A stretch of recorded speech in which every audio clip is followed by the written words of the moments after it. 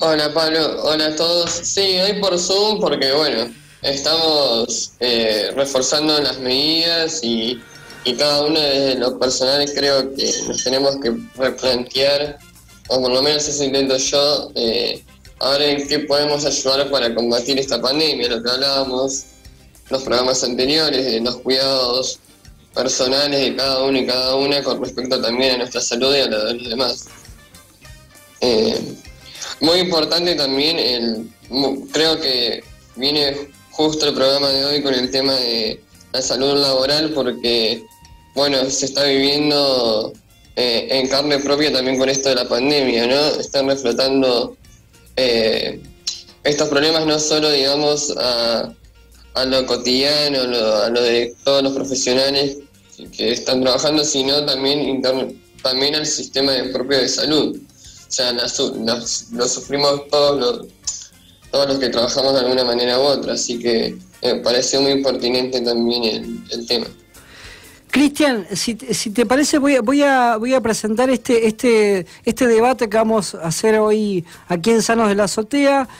La tenemos en comunicación a Miriam Losco, docente, investigadora y coordinadora del programa de salud, subjetividad y trabajo del Departamento de Salud Comunitaria de la Universidad Nacional de Lanús, y también a Jorge Coven, médico laboralista, docente e investigador de la Universidad Nacional de Rosario. A Jorge lo solemos tener en Sanos de la Azotea. Agradecerles a ambos por poder estar en este momento. Les vamos a hacer las mismas preguntas como para que vayan entrando en tema. Y lo primero que quiero preguntarles es qué principales ejes nos trajo la pandemia del coronavirus a la seguridad y la salud en el trabajo.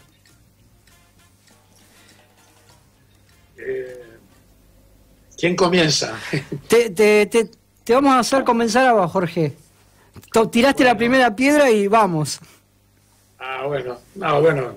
Con Miriam tenemos un gran recorrido juntos de muchísimos años de colaboración.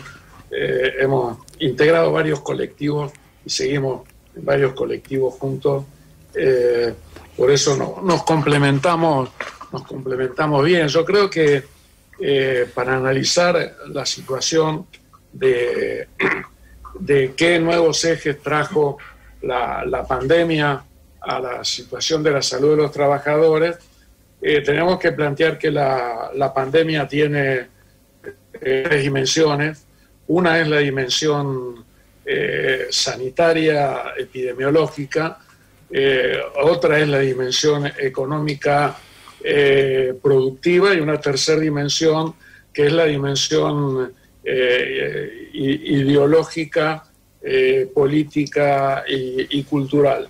Las tres dimensiones actúan simultáneamente y las tres dimensiones se han visto afectadas de manera brutal por la pandemia. En primer lugar, te diría de que se consolidó a lo largo de la pandemia algo que era una tendencia, que era la etapa actual del capitalismo, que podemos definirla como la etapa del capitalismo cognitivo y de plataforma, donde el trabajo inmaterial tiene una relevancia fundamental. Durante la pandemia, te diría que en el mundo del trabajo sucedieron tres cuestiones que son importantes a tener en cuenta. En primer lugar, digamos, hubo un proceso de trabajo impedido o detenido. Millones de trabajadores en el mundo y lo mismo en la Argentina debieron en la primera etapa del aislamiento social preventivo y obligatorio dejar de trabajar. En segundo lugar, hubo un trabajo, o sea, una migración al teletrabajo muy importante, una masa de trabajadores.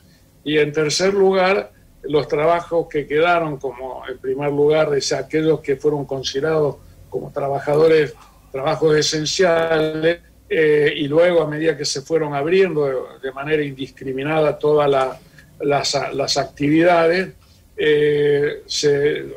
hubo cambios fundamentales en la organización y los procesos productivos que los trabajadores tuvieron que transformar de manera profunda su conocimiento, su saber hacer y la rutina de trabajo. Y esto trajo, desde el punto de vista epidemiológico, un cambio muy importante. Te diría de que, por un lado, yo vengo mirando básicamente lo que sucede en el mundo del trabajo que está en blanco, y con Miriam, como te decía al comienzo, que nos complementamos.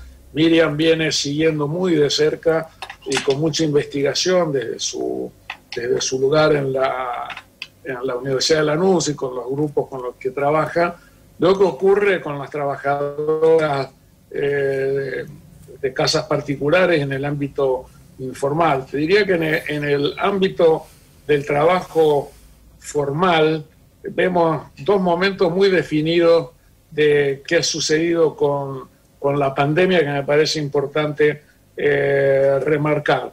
¿Sí? Por un lado, o sea, al comienzo, el 67% de los trabajadores, o sea, en el mes de abril, el 67% de los trabajadores que se habían contagiado de COVID en ese momento eran trabajadores del sector salud. Cuando pasamos, no por razones epidemiológicas, sino por una fuerte presión política de la derecha, de los grupos neoliberales y del poder económico de DISPO a ASPO, y se abandonó el cuidado, o sea que esto no, la idea de que nos salvamos entre todos y el Estado era el fundamental garante de la salud de toda la población, para pasar a hacer del cuidado individual y de las medidas individuales una de las cuestiones principales de la estrategia. Se produce en el mes de mayo, y luego esto se va profundizando. En el mes de mayo se produce una inversión. El 35% de los trabajadores contagiados de COVID pertenecían al sector de comercio o el manufacturero y la construcción, 31% de trabajadores de la salud, y así llegamos a diciembre con el 45% de los trabajadores infectados pertenecen a las ramas que se abrieron de la economía, y solo el 19% al sector de la salud.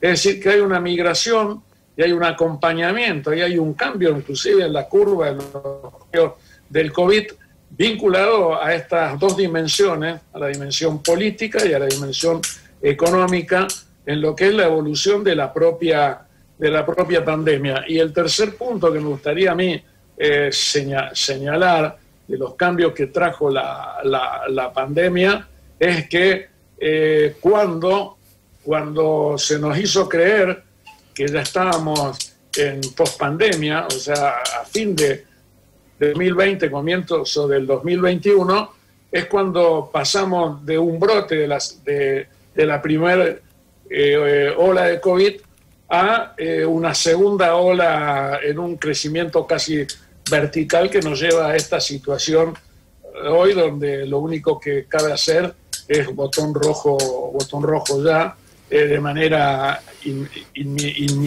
inmediata, para frenar los contagios por lo menos durante 15 días y continuar ganando tiempo vacunando. Y lo otro fue que nosotros tuvimos que encarar, y en esto estuvimos juntos con Miriam y con toda la intersindical de salud y seguridad de los trabajadores, los gremios, los abogados laboralistas, los investigadores, dando una lucha muy tenaz, y todavía persiste, por el reconocimiento del COVID como enfermedad profesional. En esa lucha tuvimos un éxito parcial, que fue el DNU del gobierno de Alberto Fernández, que recogió todo esto, inclusive también por acción de diputados del Frente de Todos y de senadores del Frente de Todos, que habían inclusive presentado proyectos de ley. se saca el DNU 367, que es el DNU que reconoce como enfermedad presuntamente laboral al COVID, y entonces en eso por lo menos ha quedado registrado en el sistema de riesgo del trabajo a fin del año pasado 255.000 trabajadores que se infectaron de COVID. Pero el sistema, y por presión de las aseguradoras de riesgo del trabajo, que forman parte del sector que más ha ganado en la pandemia en la Argentina, el sector del seguro, el sector financiero y el de la ART, como después en una segunda intervención para darle lugar a Miriam voy a plantear. Pero fíjense que en el sistema, esto está publicado oficialmente, sobre 216.000 enfermedades denunciadas, o sea, casos de COVID denunciados, solamente el sistema reconoce como COVID de manera definitiva a 15.495. Y eso es por la trampa que la resolución 38 del 2020 de la Superintendencia de Riesgo del Trabajo, presionado por las ART, han hecho, y esto ha significado una acumulación uno de los factores de acumulación de ganancias de la ART. Con esto termino para darle paso a Miriam, porque el costo de la atención de los 200 y pico mil de trabajadores que se vieron obligadas las aseguradoras de riesgo del trabajo, el costo de atención médica fue de 15.151 millones de pesos, el equivalente a la recaudación de un mes que tienen las aseguradoras de riesgo del trabajo. Pero ¿saben qué? No lo pagaron las RT. Lo pagó el Fondo Fiduciario de la Superintendencia de Riesgo del Trabajo, que es un fondo de reserva que del 3% que retiene de toda la recaudación, va a constituir este fondo para enfermedades no listadas en el sistema. Antes esto iba para pagar las hipoacusias, los cánceres ocupacionales, todo lo que a través de los juicios los trabajadores lograban que se les reconozcan en el ocultamiento jurídico epidemiológico de la enfermedad laboral que ya hemos hablado. Bueno, este es el panorama que hoy podemos decir tenemos, un alto índice de infección.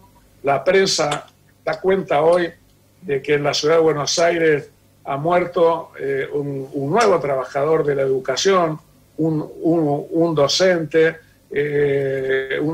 más, por esta apuesta a la muerte que ha hecho el neoliberalismo en insistir en mantener una presencialidad que todo el mundo sabe que es insostenible, porque los indicadores acordados en el Consejo Federal de Educación para ver cuándo se pasaba de la virtualidad a la presencialidad y se volvía de nuevo a la virtualidad en caso de que los indicadores epidemiológicos lo dijeran, los tres hoy están en rojo.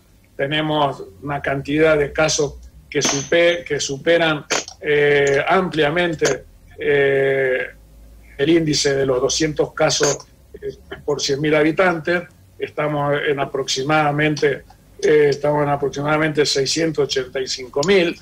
El número de camas de terapia intensiva ya todo el mundo dice que está colapsado, y el RT, que es el índice de contagio que tiene que estar por debajo de 0,80, hoy está a nivel país en 2,5. Entonces, este es un nuevo crimen que el neoliberalismo le cobra a los trabajadores. Sí, muy claro, Jorge. Ahora le vamos a hacer una pregunta a Miriam para continuar un poco el debate. ¿Qué impacto están teniendo las nuevas tecnologías, el trabajo inmaterial con la subjetividad en esta etapa del siglo XXI? Bueno, voy a mechar un poquitito primero en relación a la panorámica que que comparto en general lo que dijo Jorge. Me parece que sí hay que señalar que es algo obvio, pero está bueno no olvidarlo, y que es que no hay un mundo del trabajo, sino que hay muchos mundos del trabajo diferentes, y la pandemia está pegando de modo diferencial en cada uno de esos mundos.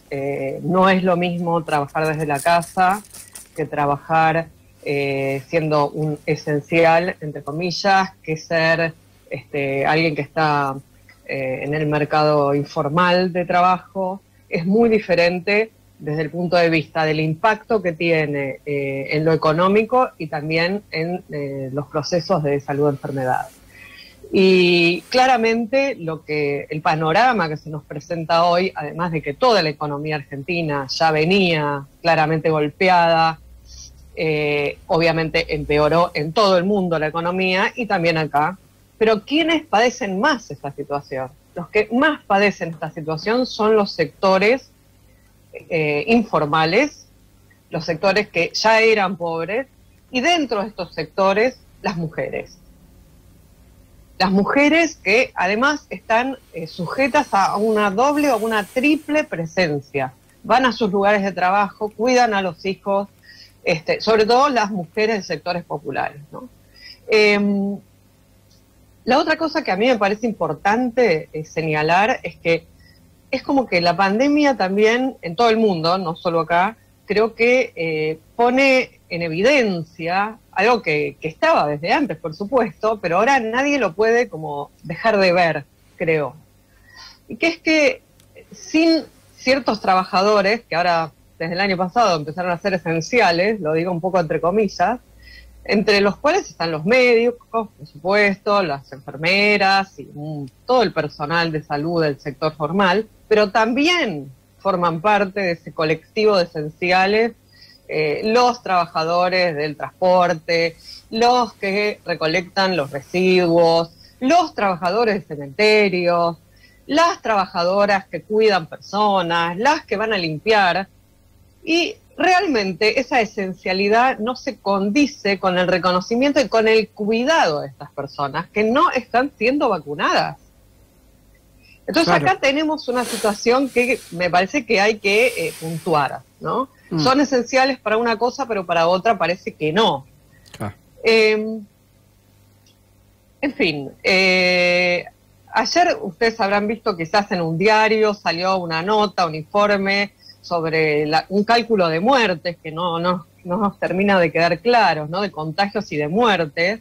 Siempre hay que tener en cuenta que estos datos que circulan están hechos sobre la población que está en blanco. Y lo que hay que tener en cuenta es que en la Argentina hay un 35% o un poco más de la población que está en negro, que está informalizada. De esa población no tenemos información. Es muy importante esa cantidad, ¿no es cierto? Pero sabemos que hay un montón de gente contagiada y muerta.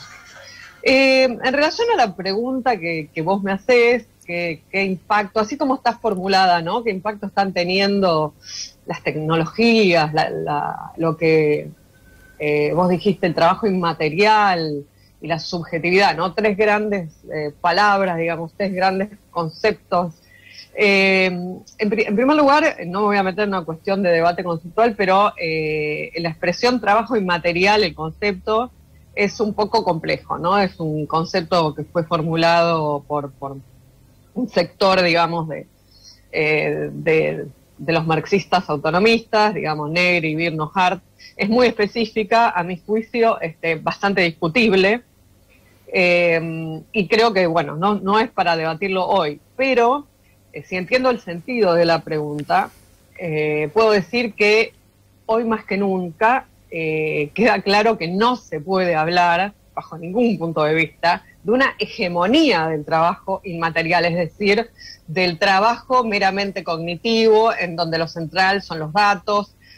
Por supuesto que hay una parte del trabajo que es así, pero lo que creo es que hoy día, más que nunca, queda claro que junto con esta dimensión inmaterial, cognitiva del trabajo, que predomina en ciertos sectores, como por ejemplo puede ser la biotecnología, la electrónica, la informática, junto con eso, este es un proceso que ya venía y ahora se extrema, se expande cada vez más en paralelo una especie de neo-taylorismo, por llamarlo de algún modo, es decir, una división taylorista, parcelada, monótona, repetitiva del trabajo, que lejos de haber sido abolida es reactivada y que además se caracteriza por procesos de trabajo que son muy fragmentados, en tiempos muy cortos y que está compuesto por personas que cobran muy poquito. Son los nuevos esclavos de el post-neoliberalismo, o como le llamemos a este momento, que no sé cómo se va a llamar. Con lo cual, me parece que estamos muy lejos de hablar de trabajo inmaterial, de cognitariado, como le dicen estos autores. Más bien estamos ante un nuevo esclavismo, por llamarlo así, que supone condiciones mucho más precarias. Todos los pronósticos que los hacen organismos internacionales, ¿no? Estoy hablando de la Organización Internacional del Trabajo, de la ONU, de la CEPAL, son sumamente pesimistas en relación al trabajo y a la economía. Es decir, no es que estamos esperando un mundo mejor, todo dice que esto va a ser peor, y los procesos de trabajo parecen augurar para los sectores más empobrecidos mayor precarización. Este es el panorama. Y me parece también que, vuelvo a lo que ya dije, lo voy a decir de otra manera, creo que el capitalismo en su momento actual, y estamos muy dentro de la situación, ¿no? Pero que creo que la pandemia nos pone muy de relieve que no podemos dejar de hablar del trabajo vivo, porque sin todas estas personas que el año pasado, durante el aislamiento, hicieron todo el trabajo de vender alimentos, de sacar la basura y de atender en los hospitales, no hubiera funcionado el mundo. Entonces realmente hoy más que nunca es esto, ¿no? Como decía Marx, esta carnalidad viviente. Sin eso el mundo se pata, ¿no? En cuanto a la subjetividad, lo subjetivo, en fin, es otro término que es como una enorme bolsa de gatos, pero bueno, me parece que lo que yo diría al respecto es que no cabe la menor duda que no vamos a salir iguales de este momento. Creo que ya antes de la pandemia, todas las situaciones vinculadas a los procesos de trabajo venían dándole creciente peso al impacto sobre la salud mental y la subjetividad de los procesos de trabajo. Y esto se notaba en un montón de indicadores, a nivel mundial estoy hablando, que daban cuenta de, como se dice comúnmente, procesos de mayor vulnerabilidad, de mayor estrés en casi todo el mundo. ¿Qué pasa ahora, no? ¿Cómo nos ha cambiado esta situación? Por un lado, los que tenemos de algún modo la suerte de poder trabajar en nuestra casa, a distancia, todos notamos que tenemos una súper intensificación del trabajo. Es como si se hubieran borrado los tiempos muertos de nuestro trabajo. Esos momentos en los que de pronto uno iba en el colectivo y miraba por la ventana, ¿no? No hay más. Ni hablar cuando se trata de personas que viven en casas no adecuadas para estar todo el día trabajando y cuidando a sus hijos o a sus suegras o etcétera. Esto por un lado. Y por otro lado, creo que, dependiendo del trabajo, lo que ocurre es que el temor al contagio propio y de los allegados, de los compañeros, de los colegas, está transformando las situaciones de trabajo en algo muy complejo, muy, muy complejo. Solo para decirles algunas cuestiones vinculadas a lo que se viene estudiando y sobre lo que hay, como se dice, evidencia científica, es sobre todo el sector de los trabajadores y las trabajadoras de la salud, que están, como se suele decir con una metáfora guerrera que no es muy de mi agrado, pero en la primera línea de combate. Ya se sabe, y esto estoy citando a un montón de investigaciones, que claramente el impacto que tiene la pandemia en estos procesos de trabajo es, en primer lugar, la enorme intensificación del trabajo, por muchos motivos. Primero, porque los trabajadores no han tenido vacaciones. Hace 13 meses que no paran. Segundo, porque muchos han tenido que irse porque se han contagiado o porque se murieron, lo que genera falta de trabajadores. Otra cosa que acuerdan todos los estudios es que a medida que se han tenido que reformular, como dijo Jorge hace un rato, los procesos de trabajo y la organización del trabajo, que fue enorme la modificación que hubo que hacer, va teniendo que entrar gente que no está lo suficientemente o formada o capacitada o que no tiene la suficiente experiencia, por ejemplo, en trabajos de terapia intensiva, lo cual es un factor de no solo de padecimiento del sujeto, sino un factor de enorme estrés para la persona. Está probado que a mayor experiencia y a mayor capacitación, más protección de la salud y de la salud mental. Lo mismo pasa con el temor al contagio propio y ajeno, es decir, en la medida que los trabajadores van siendo vacunados y confían en la protección del medio ambiente, además de las herramientas de protección individual, la cuestión mejora. Ahora, si no hay ni lugar para protegerse, la cosa empeora, claramente. La ansiedad, la angustia, el insomnio, el enojo. Enojo que se debe a muchos motivos. A que no se sienten cuidados los trabajadores y las trabajadoras. Voy a hablar en femenino porque el 70% de la fuerza de trabajo en salud de la Argentina son mujeres. El 70%.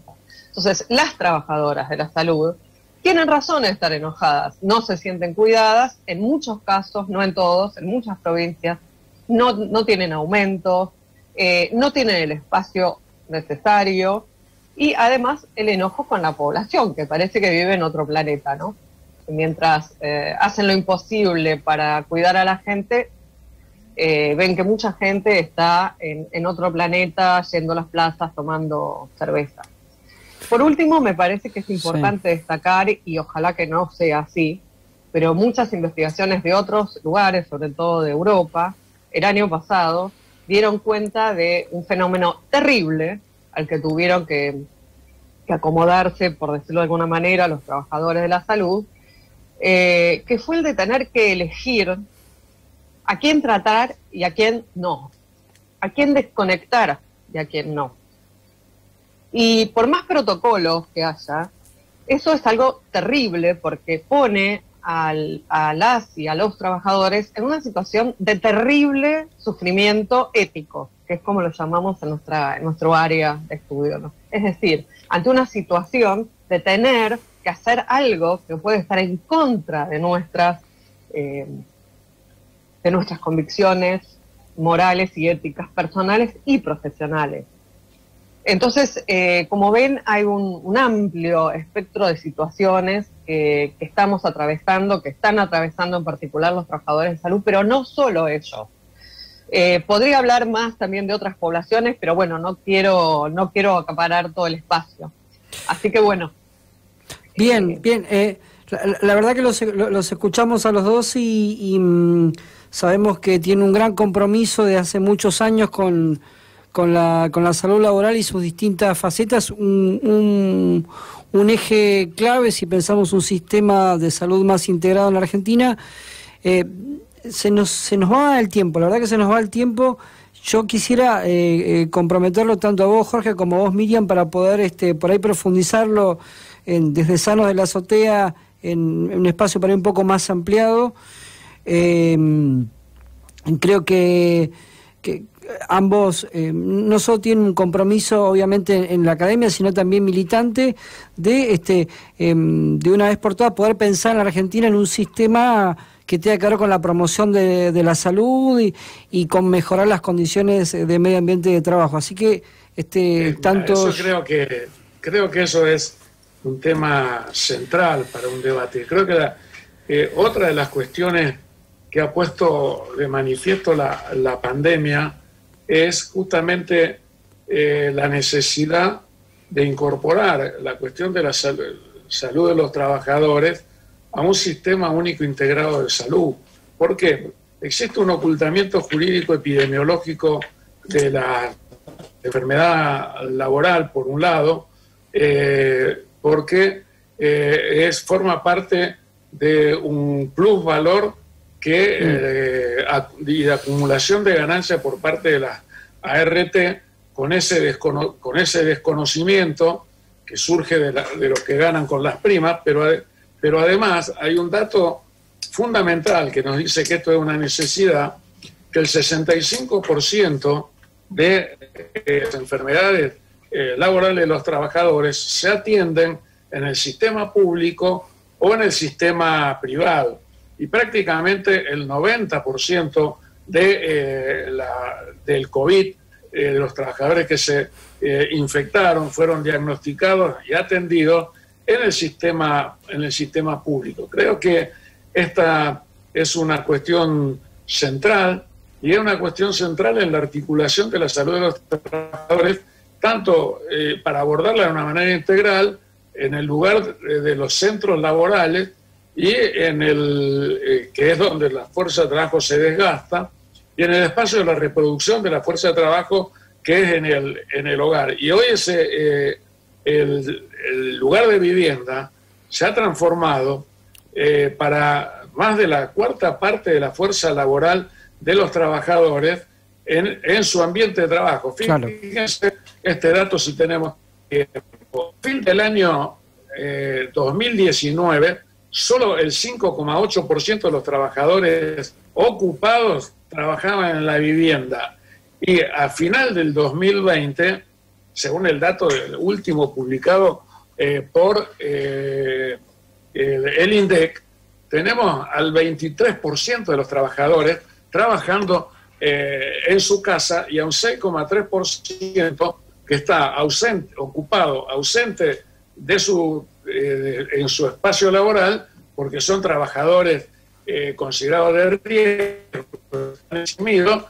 Entonces tenemos casi el 30% de los trabajadores ocupados trabajando en el mismo espacio, como decía Miriam, de vivienda, reproducción de la fuerza de trabajo, lo cual genera un incremento del desgaste y del sufrimiento, del malestar y de la enfermedad de los trabajadores. Esto debe ser abordado desde la atención primaria de la salud, desde la salud pública, en un sistema que articule y que deje, por un lado, lo que es la reparación del daño en el actual sistema de riesgo de trabajo, y todo el resto de lo que es la atención médica, la evaluación, la atención, articulado con el sistema de salud. Y este es un objetivo fundamental a discutir. Jorge y Miriam, muchísimas gracias por la comunicación aquí con Sanos de la Azotea, aquí en Mar del Plata.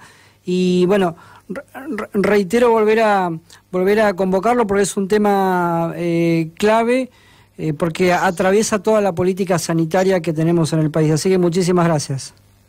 Bueno, gracias a ustedes, un abrazo. Gracias. Miriam, gracias. Un abrazo a la distancia. Chao, chao. Un abrazo grande.